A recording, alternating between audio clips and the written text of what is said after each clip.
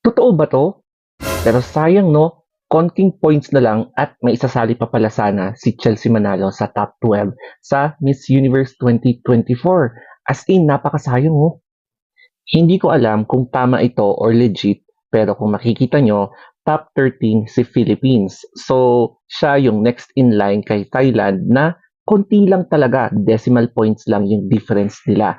And if ever man na may nalaglag dito sa top 12, si Philippines ang talagang maisasabak sa top 12. Kilatisin nga natin itong mga scores.